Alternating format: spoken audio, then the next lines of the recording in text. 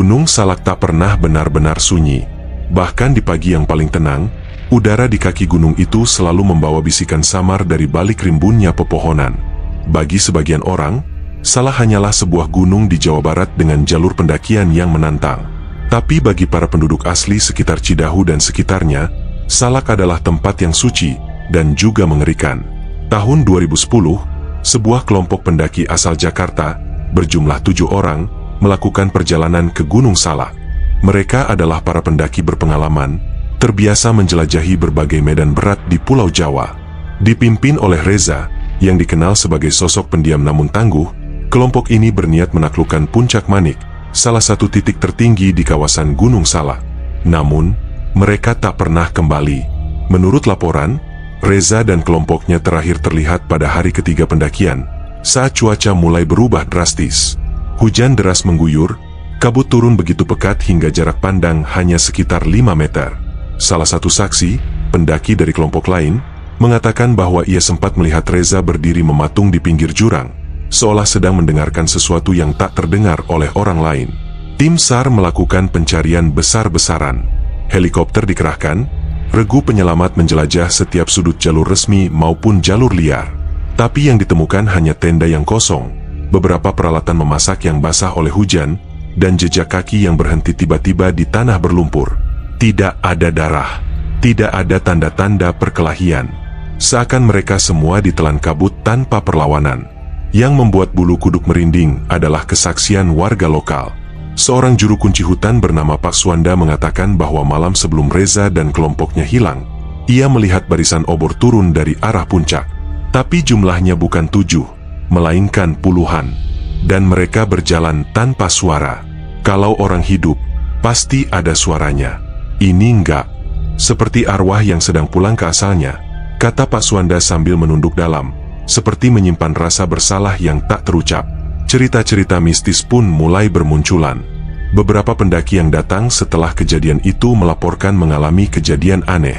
Seorang mahasiswa dari Bandung mengaku mendengar teriakan minta tolong dari dalam hutan, tapi saat ia dan temannya mencari, mereka justru tersesat selama 2 hari dan baru bisa kembali setelah dibantu oleh seorang lelaki tua misterius yang tiba-tiba menghilang saat mereka keluar dari hutan. Dia bilang, "Jangan dengarkan suara mereka. Mereka bukan manusia." Kenang mahasiswa itu dengan mata nanar. Penduduk lokal percaya, ada batas tak kasat mata di Gunung Salak. Bila dilanggar, maka makhluk penunggunya akan menuntut tumbal. Di antara kepercayaan yang paling dipegang erat adalah larangan keras untuk berkata kasar, mengambil sesuatu dari hutan tanpa izin, atau menantang penjaga yang tak terlihat.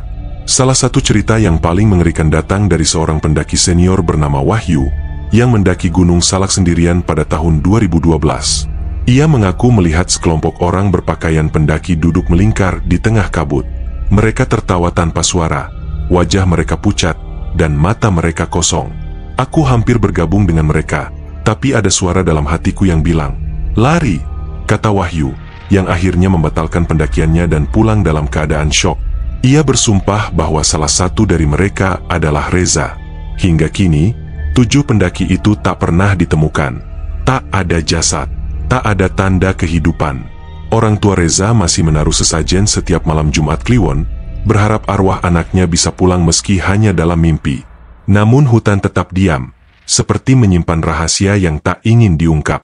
Gunung Salak menjadi lebih sepi setelah insiden itu. Namun seperti luka lama yang tak sembuh, ia masih menyimpan banyak cerita serupa yang belum pernah diceritakan ke publik. Dan siapapun yang ingin mendakinya sebaiknya tahu bahwa tidak semua yang pergi ke atas sana akan kembali sebagai manusia.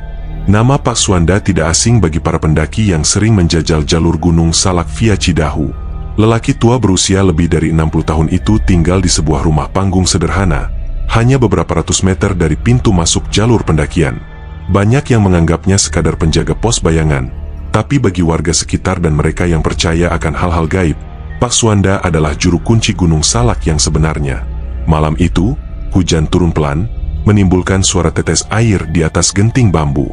Di dalam rumah Pak Suanda, suasana hening. Hanya bunyi kayu terbakar di perapian kecil yang menghangatkan ruangan. Di hadapannya duduk seorang pemuda, wartawan muda dari sebuah media online, bernama Dimas. Ia datang membawa satu pertanyaan. Apa yang sebenarnya terjadi pada pendaki yang hilang tahun 2010 itu? Pak Suanda memandangi Dimas dengan mata sayu, lalu berkata pelan, "Mereka tidak hilang. Mereka diambil." Dimas terdiam, mencatat setiap kata. "Saya sudah lihat pertanda sebelum mereka naik. Burung gagak hitam lewat 3 kali di atas rumah ini. Itu bukan burung sembarangan. Kalau sudah 3 kali, artinya ada yang akan jadi tumbal." Menurut cerita Pak Suanda, malam sebelum para pendaki itu dikabarkan hilang, ia terbangun oleh suara aneh dari hutan. Ia keluar rumah, dan dari kejauhan, di lereng gunung yang biasa sunyi, ia melihat barisan obor menyala turun dari arah puncak. Tapi yang membuatnya gemetar adalah kenyataan bahwa tak ada suara langkah, tak ada suara ranting patah, atau dengusan napas. Hanya cahaya obor yang bergerak dalam formasi seperti rombongan orang. Saya tahu itu bukan manusia, karena setiap tahun, di waktu yang sama, obor itu muncul. Mereka itu para arwah penasaran, pendaki yang hilang, korban kecelakaan pesawat, atau yang pernah melanggar adat. Mereka jalan turun, mencari teman baru, gumamnya sambil menatap lantai. Pak Suanda pernah mencoba melihat lebih dekat obor tersebut saat ia masih muda. Dengan bermodalkan keberanian dan doa-doa, ia mengikuti jalur semak menuju arah cahaya. Tapi baru beberapa meter, ia mencium bau anyir darah yang membuat tubuhnya kaku. Dari balik semak, ia melihat seorang wanita berpakaian lusuh berdiri sendirian. Matanya kosong, kulitnya basah seperti habis keluar dari sungai. Wanita itu berbisik, "Pulang, ini bukan untukmu." Ia lari secepat mungkin, dan sejak saat itu, ia bersumpah tak akan pernah lagi menantang pertanda. Dimas yang mendengarkan cerita itu merasakan hawa dingin merambat dari belakang lehernya. Ia mencoba menepis perasaan tak enak, tapi bayangan obor sunyi itu terus terngiang. "Apa ada cara agar kita tidak menjadi korban?" tanya Dimas.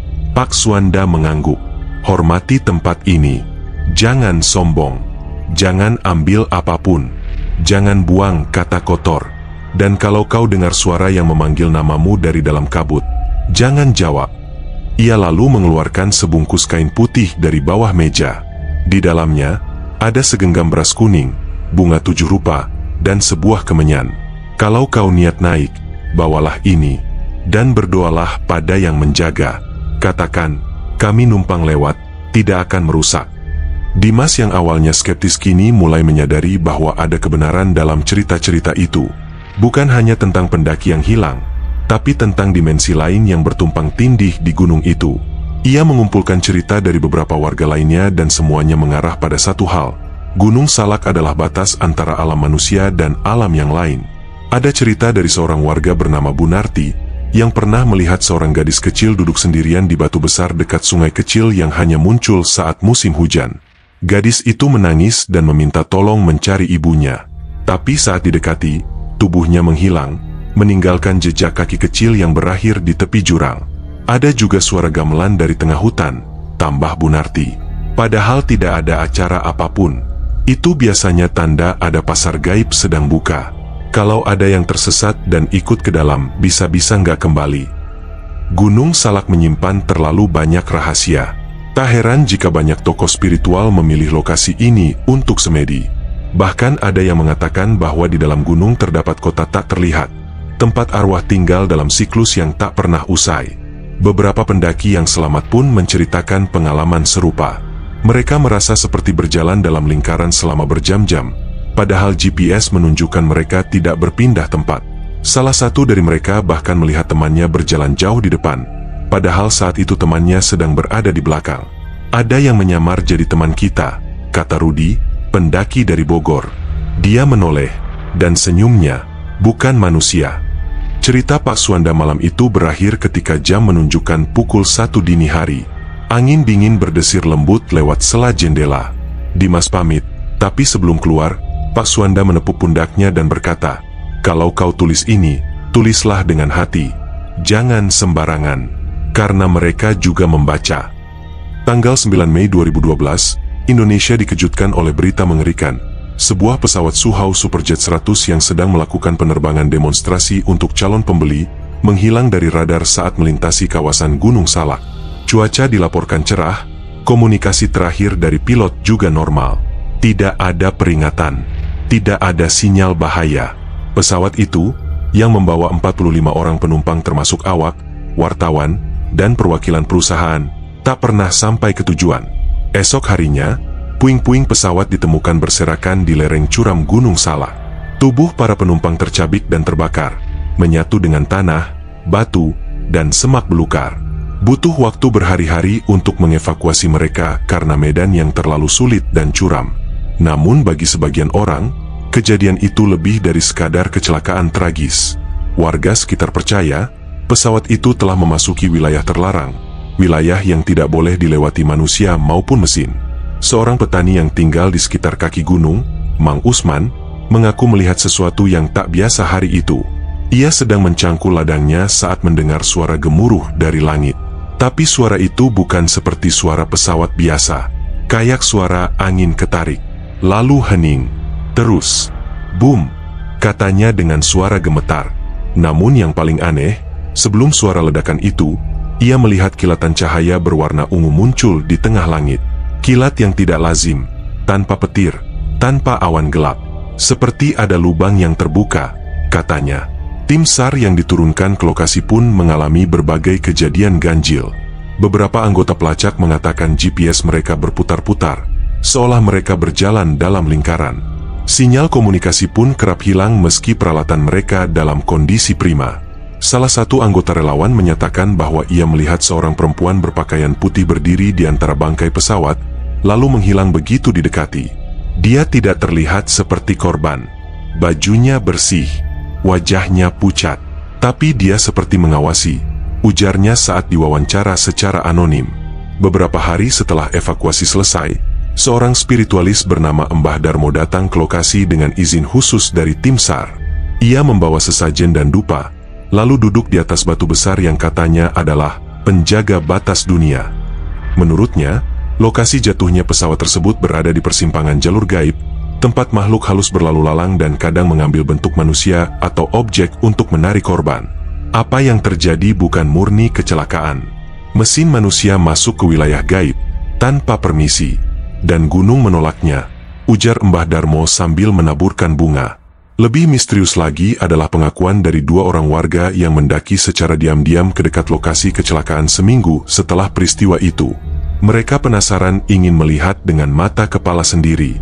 Namun, saat mulai naik, mereka melihat kabut pekat turun secara tiba-tiba, dan di dalam kabut itu, terdengar suara-suara tangis dan teriakan minta tolong. Padahal udah seminggu lebih. Semua korban sudah dibawa turun, tapi kami mendengar suara perempuan berteriak-teriak, "Tolong aku belum ditemukan," ujar salah satu dari mereka. Karena panik, mereka berlari turun, namun salah satu dari mereka sempat jatuh dan mengalami luka di kaki. Anehnya, saat mereka kembali ke desa, lelaki itu mengalami demam tinggi selama 7 hari, dan setiap malam ia mengigau, menyebut nama-nama yang ternyata adalah nama korban kecelakaan. Kejadian demi kejadian ini makin menguatkan kepercayaan masyarakat sekitar bahwa Gunung Salak bukan sekadar gunung biasa. Ada dimensi lain di sana. Sebuah lapisan yang tak terlihat, yang bisa terbuka sewaktu-waktu dan menelan siapapun yang lengah. Dimas, wartawan yang sebelumnya mewawancarai Pak Suanda, mulai menyusun benang merah. Ia menelusuri catatan lama, berita-berita kecelakaan yang terjadi di kawasan Gunung Salak. Ternyata tak hanya Suha. Pada tahun 2008, sebuah pesawat CASA milik TNI AU juga jatuh di lokasi yang tidak jauh berbeda. Bahkan menurut arsip militer, sejak zaman Belanda, banyak pesawat pengintai hilang misterius di kawasan itu. Saya seperti sedang menggali kuburan yang belum dikubur, kata Dimas dalam catatannya. Ia lalu menemui seorang saksi lain, seorang anggota SAR senior bernama Pak Iwan yang ikut mengevakuasi korban Suhau. Pak Iwan mengaku bahwa saat mengevakuasi salah satu jenazah, ia merasa tangannya ditarik oleh seseorang yang tak terlihat. Bahkan, ketika memotret lokasi kejadian, kamera digitalnya rusak. Namun, saat kartu memori dicek, ada foto wajah seorang wanita tidak dikenal di antara puing-puing pesawat. Padahal ia bersumpah tidak pernah mengambil foto itu. Setelah kejadian itu, Pak Iwan memilih pensiun dini. Ia percaya bahwa ia membawa sesuatu pulang dari gunung itu. Sejak saat itu, rumahnya sering dihantui oleh suara tangisan dari loteng. Anak-anaknya mengeluh melihat sosok hitam berdiri di pojok kamar setiap malam. Ia bahkan pernah bermimpi terjebak di lorong kabut, dengan sosok-sosok berpakaian sobek berjalan ke arahnya sambil mengerang. Aku tidak tahu apa yang mereka mau, tapi aku tahu mereka tidak seharusnya diganggu, katanya dengan mata merah. Gunung Salak ini dianggap sebagai salah satu lokasi paling mistis di Indonesia. Keindahannya menyimpan banyak luka. Jalur pendakiannya seperti undangan ke alam yang lebih tua, lebih kuat, dan lebih sunyi dari dunia kita. Dan bagi mereka yang nekat masuk tanpa izin, kadang yang menunggu bukan hanya kematian, tapi penghilangan dari sejarah. Namanya Ari, seorang mahasiswa pecinta alam dari Bandung yang sejak SMA aktif mendaki berbagai gunung di Jawa Barat. Ia percaya diri, tangguh, dan selalu mempersiapkan diri dengan baik sebelum naik gunung. Tapi semua itu runtuh pada sebuah pendakian ke Gunung Salak, tepatnya pada bulan Juni 2018. Pendakian yang seharusnya hanya 2 hari 1 malam, berubah menjadi mimpi buruk 3 hari tanpa jejak. Rombongan Ari terdiri dari 5 orang. Mereka mendaki melalui jalur Cimelati. Awalnya semua berjalan normal. Cuaca cerah, suasana tenang, dan mereka sudah terbiasa dengan jalur yang menanjak curam. Masalah baru muncul saat mereka mencapai pos bayangan terakhir, menjelang sore hari. Kabut turun dengan cepat, menutupi pandangan sejauh beberapa meter. Suasana berubah drastis. Suara burung dan serangga hilang, digantikan oleh sunyi yang menggigit. Tiba-tiba, Ari merasa seperti terpanggil.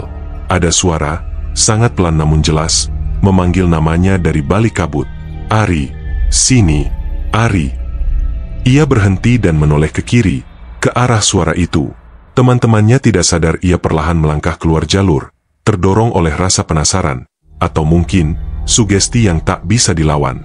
Beberapa langkah ke dalam kabut, dunia berubah.